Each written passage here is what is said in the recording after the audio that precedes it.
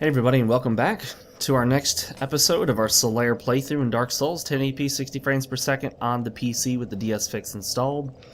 And I believe we just leveled up. Yes, we did. So we can't level up anymore. Let's knock out some repairs.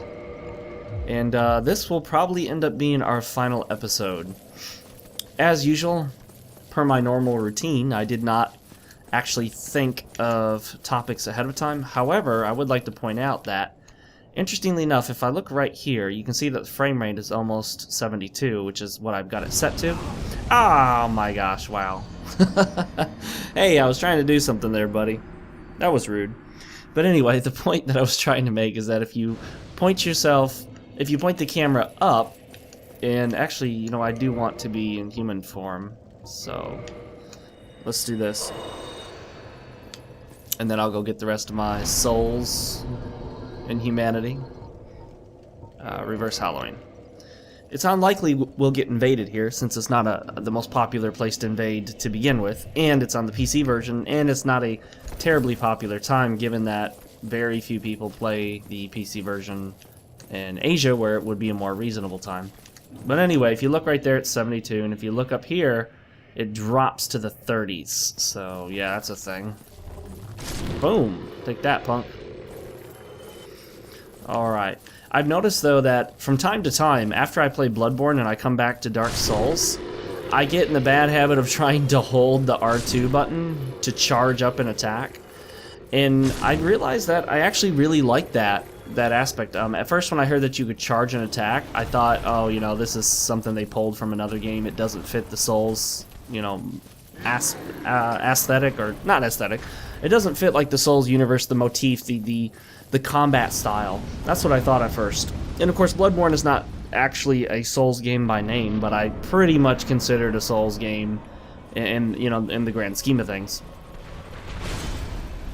Now, I can say that after playing Bloodborne, I really like the charging up the attacks and all that. I actually think it's really cool, and it just seems to fit. Like, it feels natural in that game, and I wouldn't even mind necessarily if they incorporated it into Dark Souls 3. I think it could be done. Uh-oh. Get behind. There we go. But that doesn't necessarily mean it has to be done. It could be done, I think, and it could be done properly, in my opinion. But again, they would have to balance the game around that. Wow, I'm doing quite a bit of damage with my miracles. So this guy is not strong to miracles, or resistant. I could probably kill him more easily by hitting him, but you know, I kind of want to use these miracles because I haven't used them much lately, or actually really much throughout the entire playthrough. The most dangerous move he has is the same move that was dangerous with the Asylum Demon, and the Stray Demon is the jump back attack. Although I'm not actually sure, now that I think about it, the Asylum Demon, see that right there? A double jump back? Come on. That's just not fair, man. You can't get a double jump back. Uh-oh, I'm in trouble. Oh, he didn't do it, thank goodness. Really? Oh, I can't finish him off with a miracle? Yep, I figured I'd take at least one hit. Oh, and he had to get me one more time as he was dying. What a punk. Of course, you can pick up the Demon's Catalyst, which I don't really know if that has much of any use, really. I think there are simply better catalysts in just about any situation. Correct me if I'm wrong, of course, in the comments section below. I did want to talk a little bit about, since I'm ending this playthrough and it's another Let's Play of Dark Souls, I want to talk a little bit about Let's Plays, my approach to them, and some things that you guys can do if you want to help me out with the Let's Plays in the new Let's Play channel. Let's do that. Okay. Is there something else I wanted to do? No. Excuse me. Today's drink of choice is coffee, hot, black,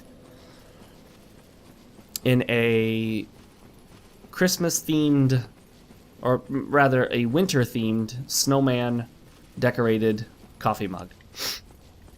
But when it comes to Let's Plays, my approach has typically been like kind of the lazy way out.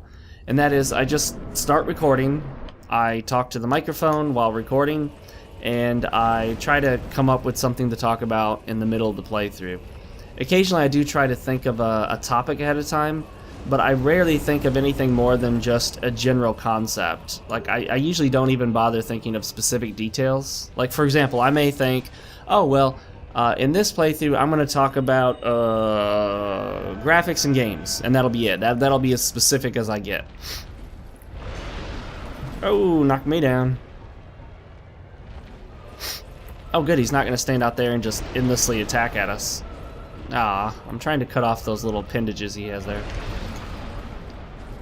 But it's not working, is it? Uh-oh. Wow. I survived that somehow.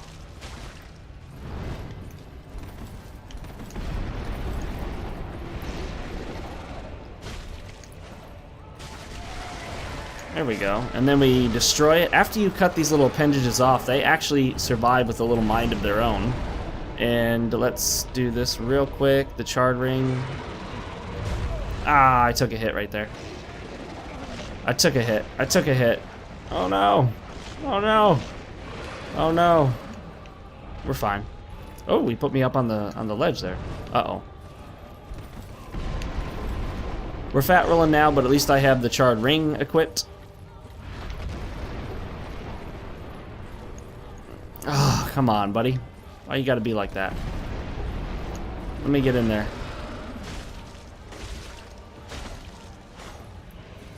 Really? He really does jump up there, doesn't he? Gets up pretty high. Oh, that one's... Oh, that's not one you can cut off, is it? The tail is. There we go. And let's finish this off with the Wrath of the Gods. How's that sound, guys?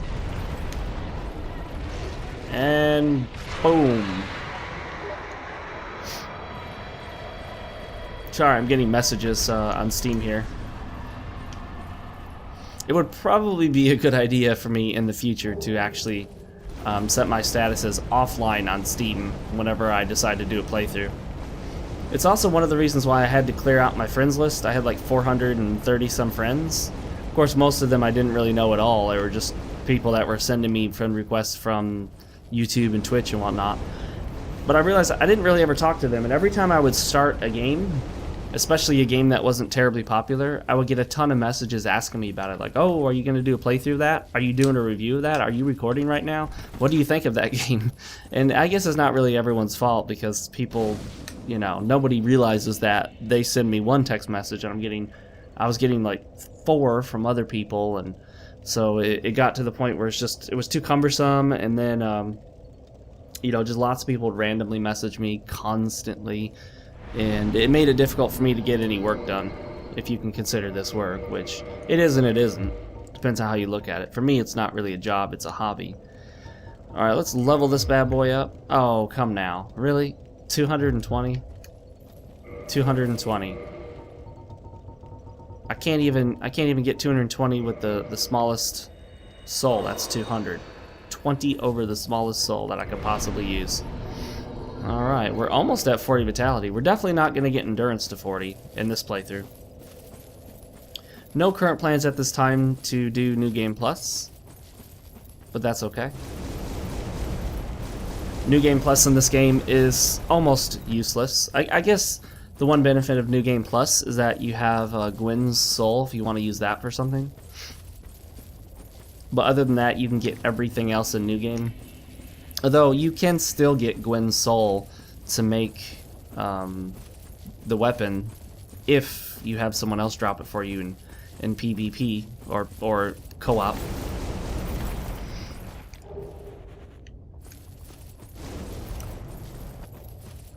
I do not have...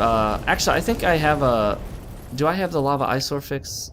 I think I have something that makes it look less annoying, but it's not the actual lava eyesore fix texture pack or texture. That actually makes the lava look a lot more reasonable, and you don't get that red haze over everything, which looks absolutely terrible. But yeah, this area on the PS3 and Xbox 360 performs very poorly and also looks really bad at the same time. It's hard on the eyes. Take that, statue. Hello? Hello? Okay. By the way, it's interesting to note that in my playthroughs, I will occasionally have people comment that they didn't realize that there was this bonfire room just past these guys down here. Which I find interesting considering that the trek back from the next closest bonfire to the boss is quite a run. In fact, the trek to the boss from this bonfire is, to me, a bit longer than I would like it to be. So I can't imagine what those of you who didn't know about this bonfire, what you were doing. I mean, you must have been really taking a long time to get back to the bed of chaos, so it must have been a really annoying fight for you.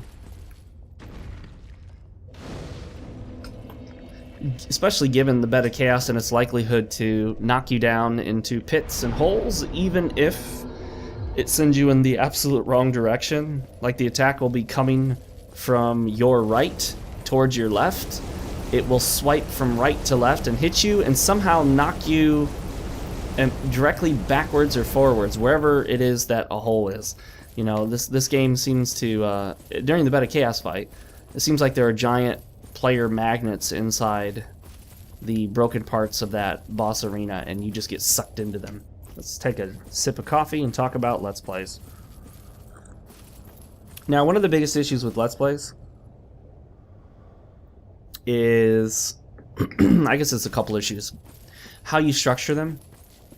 There are different forms. There are what are sometimes called long plays, which are just long segments of a game, or even possibly the entire game and in one video. I mean, I've seen people upload long plays in which they do, you know, 12 hours in one video, which obviously I think most people would agree that's not a reasonable length to make a video. It becomes very difficult to manage at that point. I like the 45-minute mark. I feel like that's a good happy medium. I don't like, you know, people who do like 10 or 15 minutes. It's just too short. 30 minutes is okay, but yeah, I feel like anything less than 30, and I wonder why I'm sitting down to watch it. Nope. Wow, look at that damage. She's the queen of fire. Not really. In our final meeting with Nightcirk, you know, I've never fought him with miracles, so let's try it out. Just for fun, you know?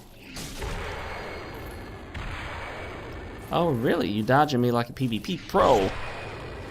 But still doesn't work. Unfortunately, I don't think dead angling works on NPCs, which is interesting. The other thing about Let's Plays is you have to decide, are you going to cut content out of it? Are you going to heavily edit the video? By the way, if you look right here, you'll notice that there's some unfinished area of the game that's missing textures. Unfortunately, wait a minute. Is that thing really moving? It is. I've never noticed that. It's moving, but it doesn't appear to be alive. Well, anyway. I don't know if that's originally in the game or if it's just the PC version or if it's just with DS Fix, but it's like glaringly obvious it's not finished down there. It's left untextured. Same thing over here. But anyway, back to the Let's Plays. You have to decide if you're going to edit out stuff. So, for example, when you're running from one point to the next and there's nothing really happening in the episode, do you cut that part out and skip forward so that you're sort of making an abridged version of your Let's Play? Or do you keep it fully as is? And you guys know what I do. I pretty much keep it as is. Like, you see exactly what I'm playing as I'm playing it in real time.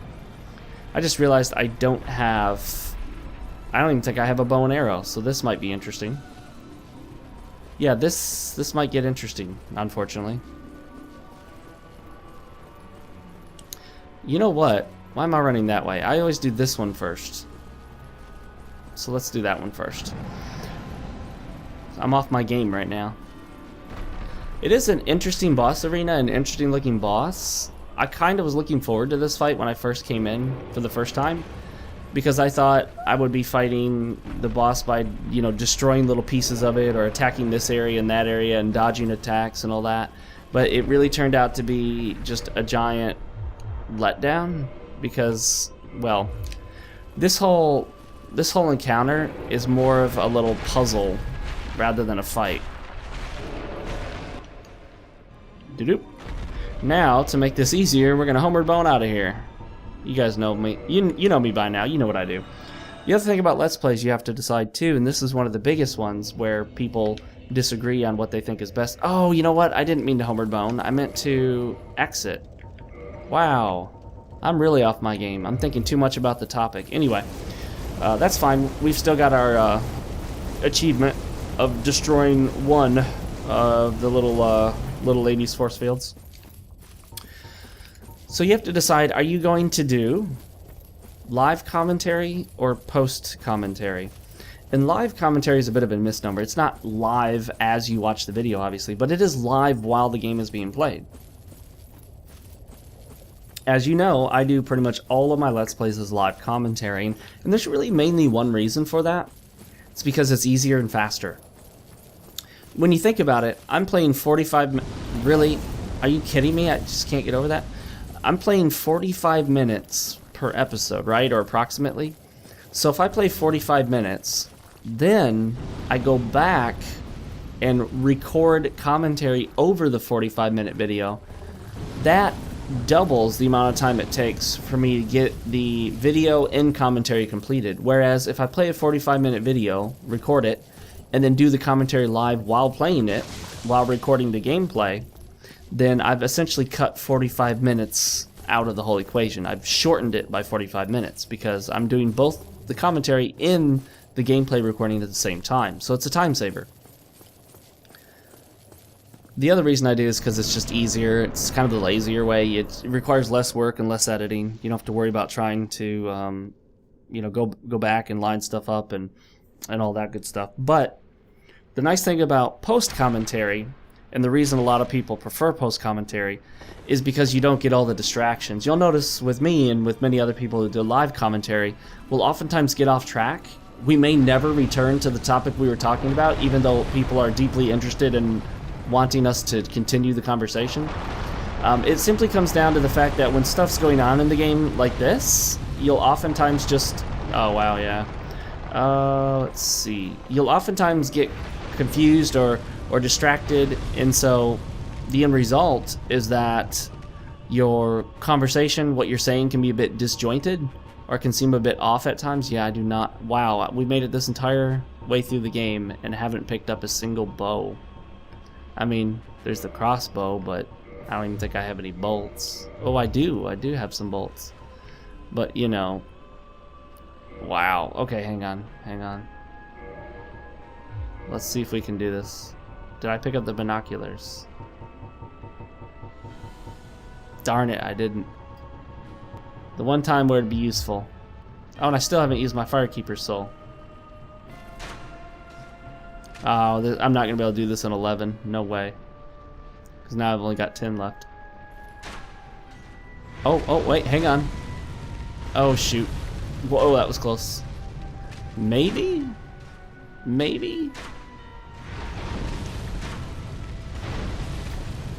Surprised that's not hitting me.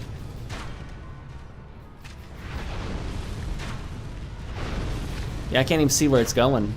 Oh, wow. Amazing, guys. The absolute last bolt I had on me hit the target. Incredible. That was the absolute last bolt I had. And by pure luck, with little effort to actually aim, I just happened to hit the target. Whew.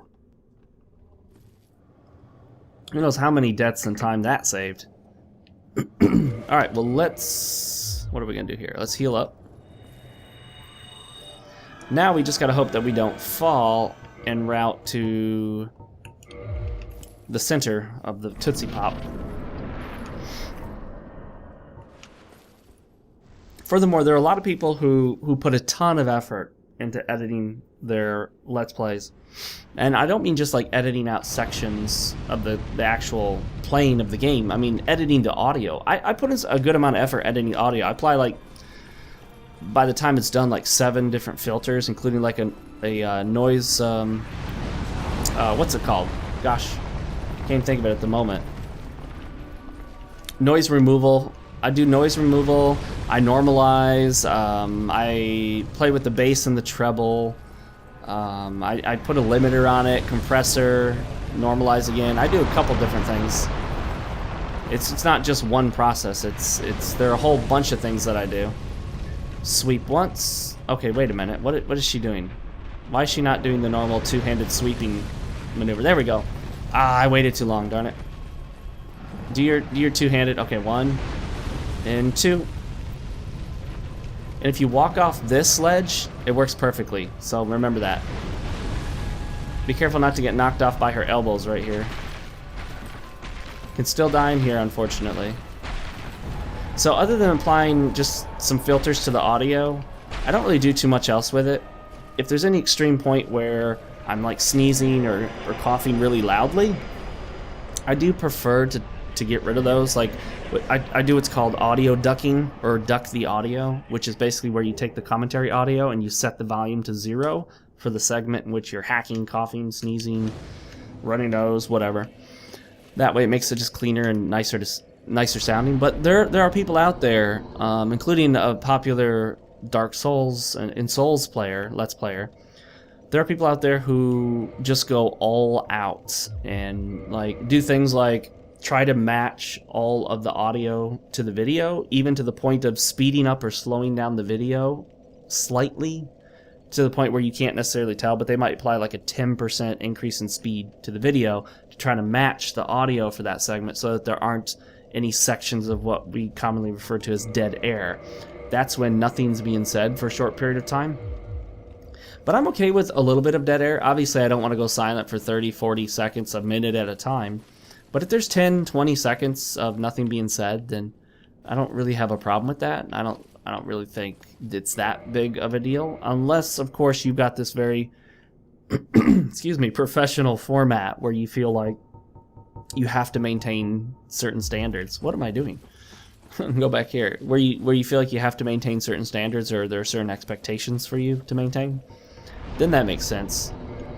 But other than that, you know, I don't worry about it too much. Just make the audio sound good, you know, do the noise removal and apply the filters and whatnot. Make my voice sound decent, better than it sounds naturally. Because the way you're hearing it now is not the way it sounds when it's recorded. Of course, I have a decent microphone with a pop filter. I have it on a mic stand, so it's off the desk. It's attached to a shock mount, so in case I do bump something, or bump the stand or move it or whatnot, it will make minimal noise. The shock mount will absorb that noise. Now, is there anything else we'd like to do? Well, like I said, I didn't think we'd ultimately get to upgrading all of the armor. Really, to me, I need to upgrade the weapon and the shield, and that's good enough. You know, I don't know if we've actually done a pyromancy run. I've used a ton of pyromancy, so it'll be nothing new at all for me. But it might be interesting to do a pyromancy run and join the Daughters of Chaos Covenant. I think that could be something interesting. And then follow the quest line with, who's it, Quelana or Kaylana? How do you pronounce it? Yoink! Oh, wow. Let's try that again. Bam! No, I'm fine. I think we can jump down here now. Yeah, we should be able to jump down here now that we've already traveled. If you jump down there before actually traveling here, if memory serves me, then you will die. However, if you've already traveled here, and I think you might even have to go through the snake dude, then you can simply hop down and it'll teleport you here safely. I've brought this up several times, and no one has answered this question, and I have not heard about anyone else talking about this, ever. Which surprised me. Not even Epic Name Bro that I'm aware of has talked about it, and I believe I've seen all of his Dark Souls playthroughs. And Dark Souls videos, for that matter. At least all the ones that are listed on his channel. What in the heck are these? Like, maybe it's something so obvious that someone's going to go like, Fox, what are you talking about, man? Obviously everyone knows what those are. They're blah, blah, blah, duh. I don't know. Maybe it's obvious. Maybe I'm just totally clueless, but I don't know what that's supposed to be. Clearly they took the time to put this in. They didn't have to put something like this in. They could have easily just put a wall or just had a structure or just had a ledge that you couldn't reach, where oftentimes they do. They have ledges that you can't reach that just really have nothing on them. But instead, we've got this. these 10 sort of basins. Wait, 10, right? 4 plus, hang on, 9, sorry. There's 5 in the front and 4 in the back. So these 9 basins or cauldrons, bowls, altars, whatever you want to call them. There's 9 of them. But I'm trying to think of the significance. Is 9 significant? Is that thing in the back meant to be the 10th one? Is that the 10th one where you put whatever the ultimate, whatever you would put in the others are? I mean, 10? You know, it doesn't relate to the boss Lord Souls because there's 4 of those. It's not like Gwyn had 9 sons or daughters or anything. So I don't know. I don't know what this is, but it just seems to me like it's supposed to be something, because why would they take all this effort to design that and put it in there? It doesn't look like anything else in the game as far as I'm aware. Of course, people will correct me if I'm wrong, which is one of the good and bad parts of YouTube. Right there, that one's lit up, but those aren't. And they do look slightly different, I believe. At least the pedestal does. You know, it looks like you should be able to make that jump, but I don't know. I think they fixed it, but you used to be able to get inside the kiln of the first flame without having to put the boss Lord Souls in by jumping down here and then quitting out at just the right time before you died. And then it would cause you to respawn in the next closest area that it considers to be a safe zone. Because, you know, if you quit the game while in midair, it can't reload you while you're in midair, because that's not a safe, or that's not a valid, oops, that's my phone, that's not a valid place to be, basically. So, yeah, people would basically use what's called the kiln skip glitch, or the kiln glitch. And this is it. This is it. Now, most of you probably aren't interested in giving me money by clicking the support button on my YouTube channel, which is just like a one-time donation. And you're probably not interested in giving me money through Patreon, although that's an option as well. It's in the description. In fact, I don't think I have any Patreon supporters. I had one for a brief period of time. But as of right now, I don't think I have any. So if you want to be the first, knock yourself out. But most people don't want to donate money to people on the internet. They just either don't have enough money, or they'd rather keep the money for themselves, and that's understandable. So if you're not the type of person that wants to donate money, and hey, I totally understand that, a way to really help out my channel is just to give the videos a like if you like them. If you don't like them, then you don't have to give them a like. You can give them a dislike if you like, if you liked it. If you liked it, you can give it a dislike if you like. You know, people say to favorite them and all that. I mean, who's really going to favorite a single episode of a playthrough? That seems kind of silly. But feel free to retweet it out on your Twitter account if that's your thing, or post it on your Facebook if that's your thing, share it and all that. Or, oh shoot, I thought I was off, but I got it. Rather, you can also post a comment, because that helps out as well. Basically, YouTube rates videos based on what they call engagement factor. An engagement factor has several things that affect it. They won't give us the exact formula, but we basically know that it involves, of course, views, but also I believe it involves viewer retention. How long are people continuing to watch the video? It also includes, of course, search terms like what you have in the title and description, your views, your viewer retention, the number of ratings the video has, whether a thumbs up or thumbs down. We know that that putting a thumbs down on a video does not have a negative effect on the actual video's performance in terms of YouTube search results. It does not push it down or remove it from search results. In fact, all ratings appear to be completely aggregated into one. So if you have 500 likes and 500 dislikes, that video has a 1000 scale rating. I'm sorry, I mean it has a 1000 rating on the rating scale. So it's straight up 1000. Thumbs down actually help the video. Socially, of course, you could argue that people will look at the thumbs down and maybe leave, or they'll make nasty comments. And also, speaking of comments on a video impact its engagement factor. So you've got how many views it has, viewer retention, ratings, comments, shares. I don't know if 100% of shares is part of it. I would assume it is. The likes, of course, you know, the ratings. Favorites, I guess, are supposed to, but then again, I mean, I don't really know how many people use favorites that often. I rarely favorite videos, especially like a playthrough episode. I mean, I may put it on my watch later, but I'm probably not gonna favorite it. But if that's your thing, knock yourself out. It certainly does help. But no, it really does help, guys, when you like a video or leave a comment. Wow, I can't believe I got that one. Feels good, man. Gotcha. I love the way you can, if you get your timing right, and if you can always swing around to their back safely, you can perpetually backstab those Black Knights over and over and over and over, and seemingly endlessly. Well, ladies and gentlemen, this brings us to the Gwyn fog wall. We always get here sooner than we anticipate. I always kind of lose track of when I think it's going to happen. You know, I'm always like, oh, it's a couple episodes off. It's a couple episodes off. It's like, nope, it's this episode. So, we talked about some of the things with Let's Plays, not in depth, but some of the kind of the bigger issues with them. The other thing with Let's Plays is there's a ton of competition for most Let's Plays. Unless you're doing a more obscure game, maybe an older game that very few people know about, then chances are there's a billion Let's Plays of whatever game you're going to play. Like if you say, oh, well, I just picked up, you know, The Witcher 3 and it's awesome. I'm going to do a Let's Play of it. I'm like, yeah, you and, you know, 10,000 other people are doing Let's Plays just on YouTube alone, and then there's Twitch.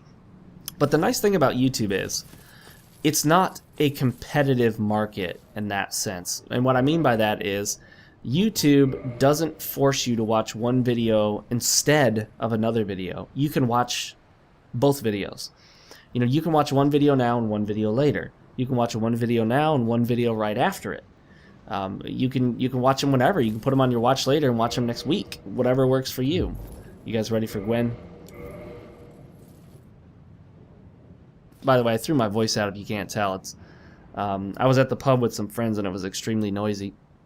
But with Twitch, it is competitive. And what I mean by that is if you choose to watch one streamer, you're specifically choosing not to watch another active stream. You can really essentially only watch one stream at a time. I know there are tools to bring up multiple streams, but you can't really watch two streams with two separate audio sources and participate in both. It just isn't going to really work out very well. I always miss that. I don't know why I still try it. I can't believe I tried to parry that. Oh, I couldn't recover in time. Oh, wow, I'm in trouble already.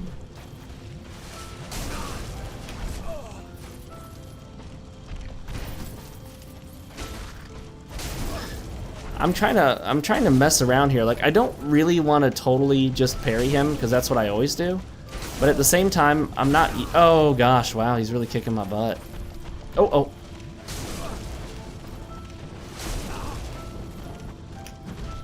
Wow.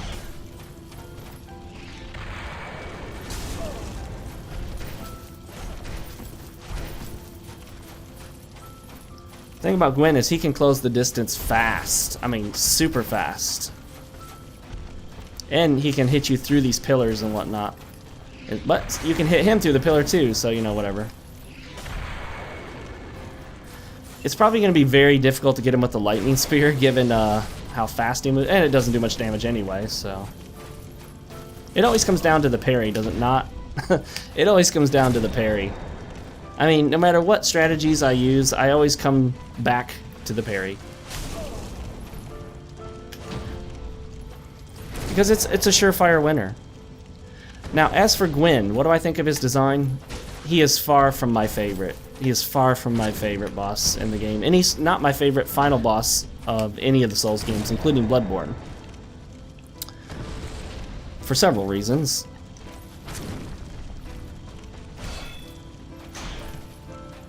I want to kill him.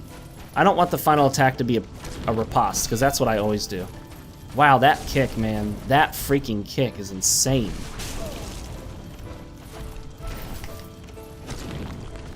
Bam! Praise the sun. The son of Gwyn, which may or may not be me, Solaire. Soul of Gwyn, Lord of Cinder. Cinder.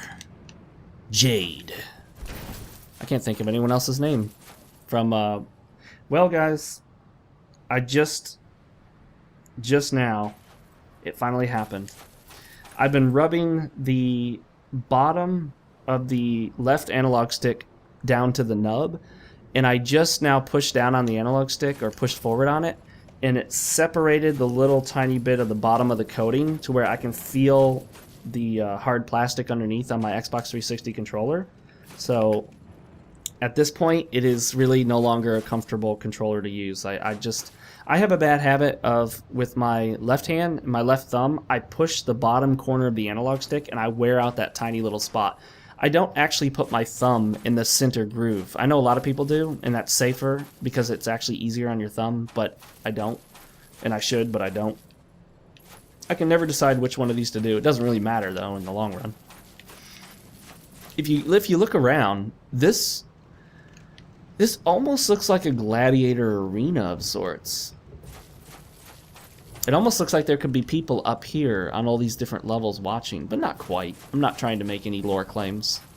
I'm no yeah, I can no longer use this gamepad. Wow, this is the second Xbox 360 controller that I've worn out the left analog stick on. And I can tell you right now, at least 50% of that, but probably a lot more than that, probably more like 75-80% of that is all Dark Souls on PC. I'm not even joking. It's all the Dark Souls, man. I'm telling you. If it weren't for Dark Souls, I wouldn't have worn out either of the analog sticks on either of these two controllers. I could, of course, use my Xbox One controller, but I'm waiting for the wireless dongle. I know I'm delaying this, guys. I didn't want to end this so soon. I had other things I wanted to talk about, but I think we'll plan our discussion points better in the next Dark Souls or whatever playthrough I do. But I hope you look forward to the next playthrough, because I already know what it's going to be. It's not Dark Souls, but it's going to be close to Dark Souls, if that gives you a hint. And you're probably thinking of something, and that's not actually it. It's something else. But you're probably thinking about it now, maybe. But anyway, guys, thanks for joining me. I'll be using a new controller next time. Hopefully, I think I have a third controller lying around here somewhere. That'll work for me. Or I'll just have to use the Xbox One controller plugged in with the micro USB cable. Or do a mouse and keyboard playthrough. Pfft, that would be stupid. But anyway, guys, thanks for joining me. As always, make sure to leave a like. You can follow me on Twitter, like me on Facebook. There's a Patreon if you're one of those donating types. And I also have my main channel, FoxeoGames. Subscribe here if you haven't already.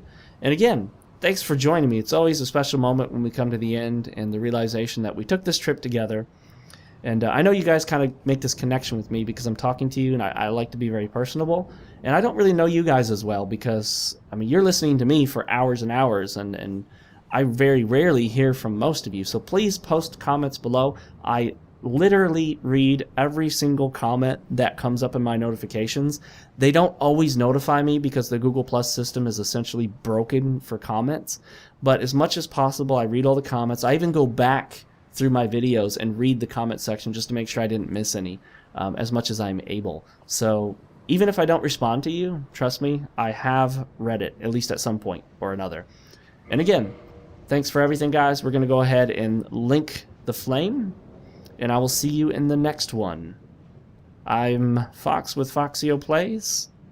Later, everybody.